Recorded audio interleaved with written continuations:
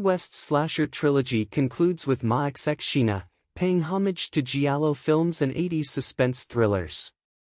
Mia Goth delivers a stellar performance, and the ensemble features notable actors like Kevin Bacon and Giancarlo Esposito. Pearl's appearances in MaXXXine are symbolic, representing Maxine's guilt and the need to overcome her past for a successful career in Hollywood. Hollywood is the biggest killer of them all. After a long wait, T. West's fantastic slasher trilogy has come to a close with MaXXXine, which was recently released in theaters. Like with X and Pearl, West pays loving homage to the genres he grew up with, this time the giallo film and the 80s suspense thriller, especially the ones by Brian De Palma. Admittedly, his experiments don't pay off quite as well this time around, as the plot takes a while to pick up steam, and for once, West seems to fall victim to the clichés he usually subverts. That said, MaXXXine has plenty to offer that makes it worthy of a recommendation, namely a typically excellent starring turn from Mia Goth and maybe his best ensemble to date, with standouts like Giancarlo Esposito and Kevin Bacon. Yet the most fascinating element the film has going for it is how it furthers the title character's journey and resolves her arc in a way that's satisfying when examining the rest of the trilogy. Is Pearl back from the dead in MaXXXine? When the first trailer for MaXXXine dropped, one scene, in particular, caught the attention of eagle-eyed viewers and set the stage for the franchise's most prevalent fan theorizing to date.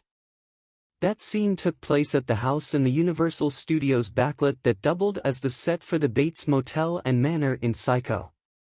A quick shot displayed a brief glimpse of Pearl, the title character from the trilogy's middle chapter and the antagonist of X, standing in the window of the Bates house. Having watched the film in full, we can officially confirm, no, Pearl has not returned from the dead, she's only a hallucination Maxine has while taking a break from filming in the backlit.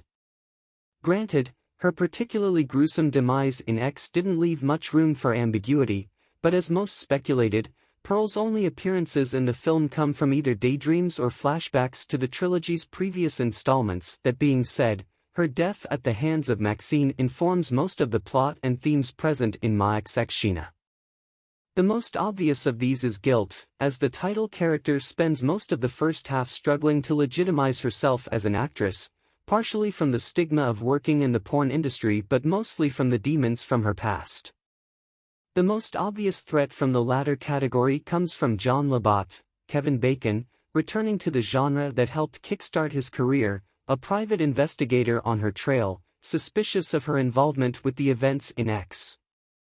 The second demon from Maxine's past, and the main antagonist of the film, is her televangelist father. Steadfast in his belief that Hollywood is a cesspool of sin and vice, her father brutally murders her friends and tries to coerce her into disavowing her lifestyle on camera. As Maxine says, "I will not accept a life I do not deserve." The film's climax forces her to confront the demons from her past directly to follow her dream of becoming a star. Thus, Pearl's brief appearances are more symbolic than anything. She represents the final guilt Maxine must overcome to move forward with her career. How does MaXXXine juxtapose Maxine and Pearl? The quick return of Pearl also illustrates another one of the key themes from the rest of T. West's trilogy, which MaXXXine ultimately resolves. If there's been one constant conceit throughout these three movies, it's exploring the inherently cutthroat nature of show business and how chasing after a seemingly idyllic life can crush the dreamers forced to face the dark reality underneath. Nowhere has the love-slash-hate relationship with Hollywood been more pronounced than in the dynamic between Maxine and Pearl and how their circumstances and ambitions compare and contrast. As established in X, Maxine Minx saw her star rise in the late 1970s, right as the adult film industry was on the rise.